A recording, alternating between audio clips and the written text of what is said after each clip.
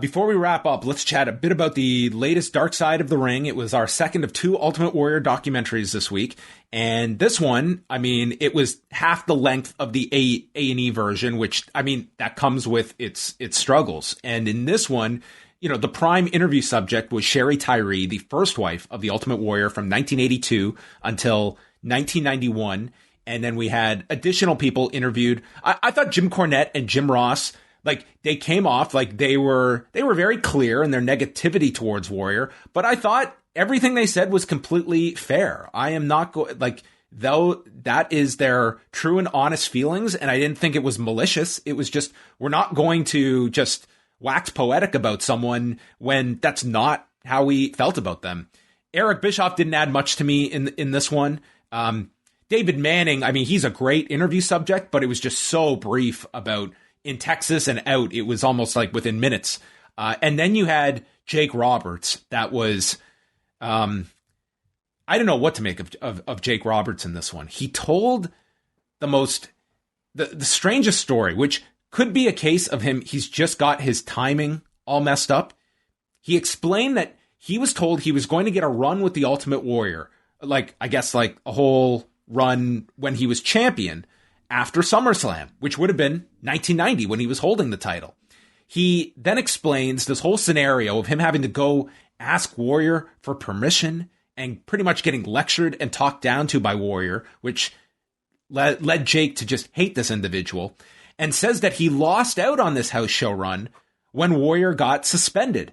The problem with that timeline is that he held the title at SummerSlam 90. He got suspended after SummerSlam 1991. And it, like, none of it really connected to me. Right. Yeah. They were a year apart. When was Jake supposed to win the belt? I don't know. I don't know if that was if his wording was just off. My impression was he wasn't going to get the belt. He was going to get a run with the Warrior and go to all the cities and work on top with Warrior. But I don't specifically mention, you know, I've been waiting for a championship run. Did he not say that in the documentary? He did say that. He said a championship run, but I think what he meant was like your championship, like run with the champion at all the lot. Regardless, like, okay. I don't think there was a chance they were taking the belt off him for Jake. The other thing is Jake was a babyface in 1990, which is not to say they could have had plans to turn him. They desperately needed heels for Warrior. But again, this is one between that. And then he tells a story about at the Hall of Fame in 2014, he had a roll of quarters and was ready to blast the Warrior backstage with these roll of quarters. So, God bless Jake, but I was taking a lot of what he was saying with a grain of salt, and this felt like some wrestling tall tales from Jake Roberts in this. But I think my biggest criticism of this one would be it's about 25 minutes in.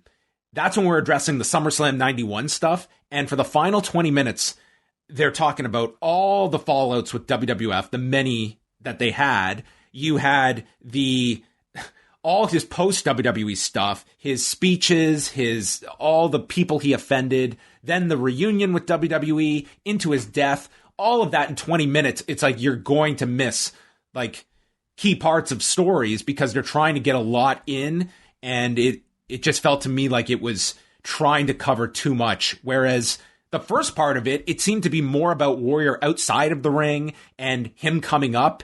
And I think that Sherry Tyree did kind of give a more humanizing side to Jim Hellwig away from pro wrestling. And I just thought it became a lot to try and get in there in the back half of the film. Yeah. You know, now that we've seen both A&E and Vice documentaries, I have to say I got more out of the A&E documentary in terms of receiving a full in-depth look at this man in and out of the ring. I certainly think, you know, length played a part in it, but even of the topics covered, I feel like the Vice documentary, I was looking for more of a, you know, focused, perhaps perspective on certain stories in the man's life. Instead, I feel we got essentially a condensed version of, I think, what the A&E story did, and that's, you know, sort of almost a beat by beat recap of the career and, you know, the man's exploits in and out of the ring.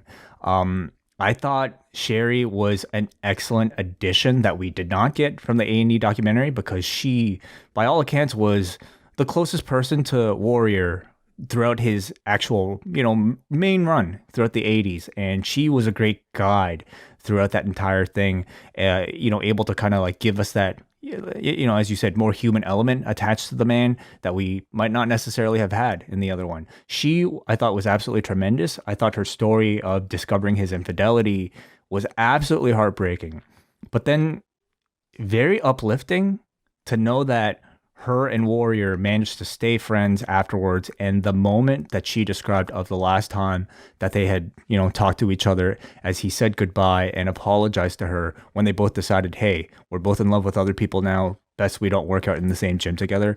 That I thought was incredibly mature and uplifting. And I thought provided a look at this guy who I think has had a reputation for being incredibly temperamental and immature, I have to say, but having a very adult, warm moment, I would say, in his life. So I really enjoyed that part. And comes from someone in Tyree that, I mean, she has no need to paint him in such a positive light. And she does. I mean, she is very open about why they broke up, and it was very much on him, and what he was doing on the road. But, shared what sounded like a very heartfelt, final moment together. Once they'd each met other people and went their separate ways. So yeah, she was to me, the star of this particular documentary. I agree. I was disappointed in the lack of coverage of the controversies in his life. And I can tell you, I certainly didn't expect the A&E documentary to get more into that side of him than Dark Side of the Ring. And perhaps you blame it on the length, but I feel like they had a real opportunity to navigate a lot of that a whole lot more.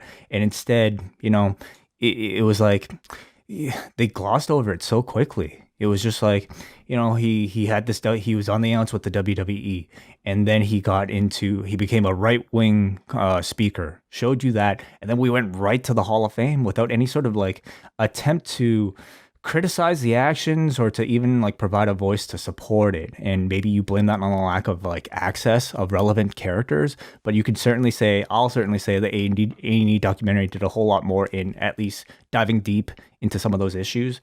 I found it interesting how both documentaries seem to highlight his real problem with insecurity and need for a father figure, and how both of them seem to hint that it was the Vince McMahon relationship that he really relied upon. So at least coming out of both documentaries, that seems something of a universal truth you would think if you're taking just simply these two documentaries for a representative. But again, where the A&E doc, I would say has a leg up is the fact that we actually get to hear from Vince, one of the principal characters involved in that whole relationship. They don't get into the steroid stuff at all. And even the SummerSlam scenario, it was nice to have the supplement of Jake being there, but I can't really say it did much more to lay it out than the A&E documentary did. I thought the Jake stuff, to me, it was that kind of was the biggest indication. You just had a lack of people to speak to, and therefore a story like Jake's. If I don't know if you can do an Ultimate Warrior documentary in 42 minutes. It's just, I don't think it's possible. And if you are doing it, I think, to your point, I think the early days and the stuff with Sherry Tyree, very strong first half. And I think the second half, especially when you have a lot less talking heads, you go to that footage of Warrior and you really dive into post wrestling and where this guy fell off. And you kind of, your conclusion in those final few minutes is, how does that shape this man's legacy? We have presented the wrestling side, and now you have people that grew up where he was a part of their childhood, which is going to be remembered fondly, juxtaposed with this individual who said some heinous things and shared some very troubling beliefs. And that is the Ultimate Warrior's legacy. And to paint him as a hero or a villain is your prerogative, but not everyone is assigned hero status. That should be in limited supply in this world. And to me, does not check the boxes as someone deserving of such. But that's kind of the Warrior story of how best you can condense it. But I think they had a lot. They had very few people to go into it, and then you get someone who's a captivating speaker in Jake, and he shares a story like that, and we spend this time talking about the Jake stuff that to me really didn't add too much. I ultimately felt like this Dark Side of the Ring episode was a nice supplement to the A&E documentary, which I felt, now that we've seen them both, to be the more comprehensive look at the Ultimate Warrior. But together, I think they're both worthy watches in coupling. I would really like the stuff with Sherry Tyree. I think would be, it definitely does present like a different aspect to him, and kind of it was interesting to see. Like with Jim Hellwig is the fact that, they don't get into it in the documentary, but, he eventually has a relationship with Melanie Pillman, and it led to, later when Melanie Pillman got together with Brian Pillman, there was great dislike between Warrior and Pillman. But after seeing, the recent Pillman documentary, like these two had an interesting connection in that they had a history of health problems in their family, with Brian's father dying young, Warrior's father dying young, and these both seemed like they were individuals that had that in the back of their mind, that we don't know how long we're going to be around, and we're in this constant race to make sure that they can get to a certain point in their lives. And Warrior, it's described in here like he wanted to become something and become this big star, but you've also got that knowledge in the back of your head. And then, of course, he dies at the age of 54. Yeah, that's a really fascinating maybe connection. Where they definitely probably didn't have too much to share is perhaps their reverence for wrestling and, their willingness to study wrestling. And that was something that in this documentary they did not shy away from discussing. I thought Jim Cornette had just a hell of a great line when he said something to the effect of like, you have a guy who didn't care about getting better at wrestling, but he had the look. And in the 80s, there was one place for somebody like that to work in the industry, the WWF. That was great. I thought Jim Ross had some of the great line. Like, I'm sure people out there in TV land are asking, what the fuck is distrucity? Distrucity. There's a great section on the definition of distrucity. The truth between... what was it? Destruction and... the creating of a truce between one's destiny and one's reality. Yes, amazing. Destrucity. So anyway, that is the latest Dark Side of the Ring. We have two more to go. Oh, that's it. Wow. And they have two left this season. And this weekend is the Mick Foley one on A&E. Two more until the break, and then the second half. That's right. Season. Yeah. Dark Side will come back with a whole series, or the next half of this season. A&E, we've got Mick Foley this weekend and Bret Hart the following weekend. Sorry, so what's Dark Side next week? Do you know? Oh God, they promoted it. Is next week Dynamite Kid? No, next week is Grizzly Smith. Next week is that. Oh, that's going to be a very dark one. And then they've got Tom Billington the following week. Cool. Looking forward to them.